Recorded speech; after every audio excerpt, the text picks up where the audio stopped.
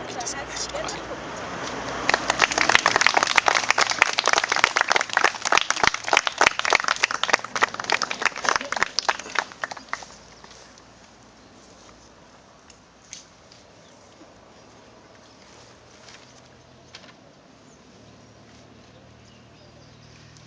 Madam Toastmaster, fellow Toastmasters, most welcome guests. I am very honored to be here today, and the reasons are three. The first is being among a number of the Toastmasters you're seeing today. These people you look at today, dressed casually, are super in their fields. These are people who have accomplished things that you cannot begin to imagine, even if it was explained to you. I am honored to be with you today, and I would pay good money to be in a meeting like this. And the second reason I'm happy to be here is because of you.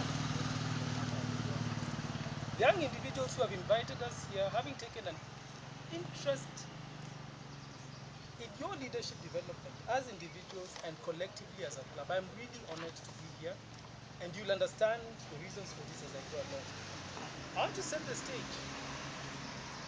With regard to my perspective of leadership, I'm here to speak about leading from the front. I am a child of a policeman. And when you grow up in a policeman's household, it's an interesting dynamic to grow up in. I heard it said once by a guy called Kaguzi, who's the provincial commissioner in Nairobi, that the more powerful you are, the softer a voice you use. That the extremely powerful have no need to shout at all. And I saw this demonstrated in my own home by my own father. My father never shouted, ever. No matter what you did to him. As a matter of fact, the worse things became, the lower his voice became. When he spoke to you quietly, things were not going well. And that has formed a foundation for me in terms of leadership development going forward from that stage. I'm honored to be with you because you are at the threshold of a very important time for Kenya. 61% of Kenya's population is below the age of 25. Did you know that? 61%.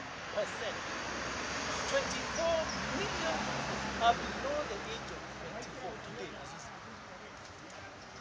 What does that mean? It means it's an area of fantastic opportunities for you. By the time my father was 40 years old, he was a deputy commissioner of police at 38. And the interesting part is that his seniors were his age mates. The commissioner of police was 38 as well. The director of the NSIS was 38 as well. Everyone was at that age. Why did that happen? That happened because they were the first people who had an education who came into government.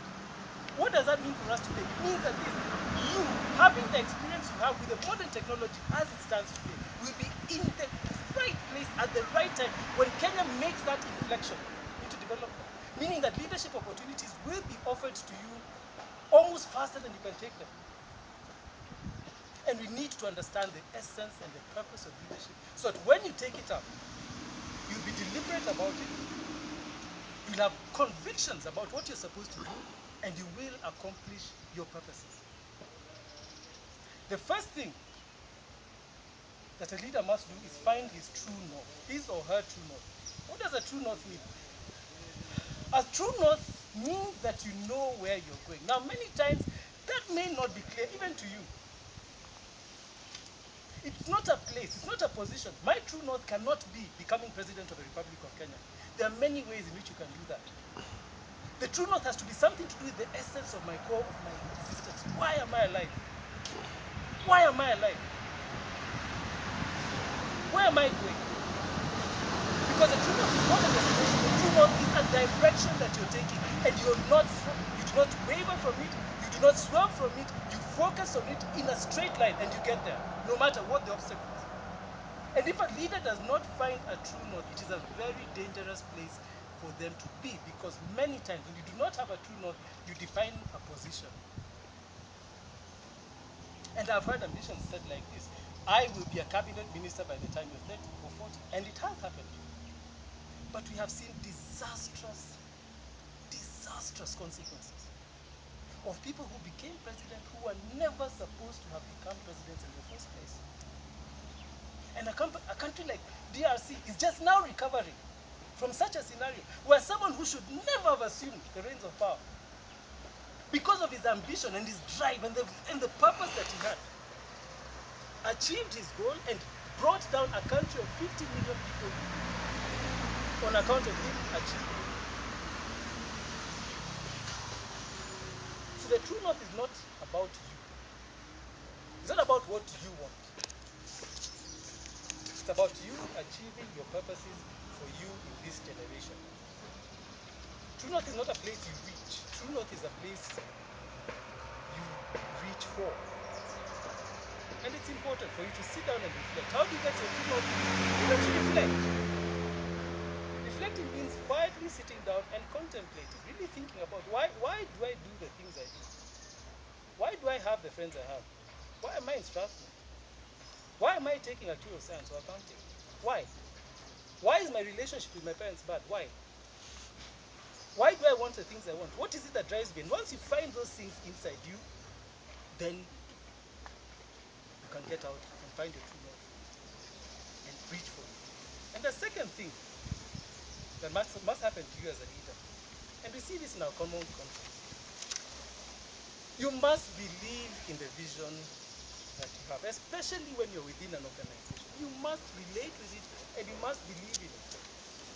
And more important, you must have a stake in the success of that vision's accomplishment. There's no way you can lead from the front without it. And I'll relate an example which is current, and I hope you'll understand. I do not mean to criticize other leaders. That has never been my intention, and I purposefully walk away from it. But I also believe that it is good to mention bad examples, in my view, of things that have happened. And I will talk about a scenario that is happening right now in a part of our country called Tana River. When leaders do not have a stake in an outcome, when it matters neither way what happens in this situation, when it doesn't matter, what happens is that that apathy, that lack of care filters down right down into the organization to the very bottom. And that's how you find yourself in a scenario where hundreds of people are dying and people stand still. These are guys who are armed with everything. There's nothing that Kenya does not have to deal with that situation. But as soon as a leader absolves himself from that situation and says, until I get an instruction, which is unrealistic, from so and so and so, I will not do anything. They have no personal stake in the resolution of this issue. And you cannot lead an organization whose results you do not believe in. You can't. Because the moral authority to lead is completely lost at that point. And the worst part is this: an entire country can lose confidence in you on account of your statements once you don't believe what you're saying. How does that manifest itself? If I was working for Safaricom and I keep calling you from my Airtel number, what would that say about what I think about Safaricom? And I keep promoting Safaricom products. Use M-Pesa. M-Pesa is good for you. And you keep looking and seeing that, but this number you're calling me from is from your competitor. Would you believe me? I'll give an example. I read of a person who was at war. And it was a huge fight. There were many ships. It was at sea. Guns are booming everywhere. And then this guy, who is the general of the army, ordered his soldiers to put a little boat on the side for him to escape with in case things got hot. Just in case. You're in the middle of a war. What do you think happened to his soldiers? Sorry? They dispersed. They did not get killed. Because if your own leader is planning for his own escape, what are you doing fighting? They escaped. The army dispersed. And that was the end of it. And it was tragic. But the last thing that you must remember as a leader, and this is the most important, is you must know when to stop.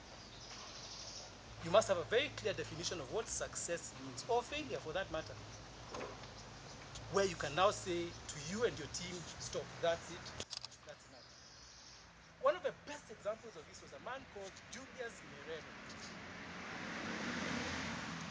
Julius Nyerere came to the end of his life having tried to implement communism in Tanzania, having tried to make this the only country that had an African language as its national language and the language for everything, because everything was done in Kiswahili.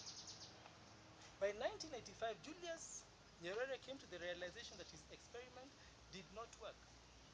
And he said, I acknowledge that my trial of communism has been a failure for our context.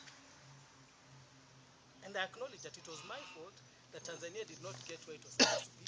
I now hand over to the next generation of leaders who can take over from where I am. And he retired to his home. He knew when to stop. So if you do those things and do them well, find your true north. Believe in that vision. Know when to stop. You will lead from the front. Madam Toastmaster.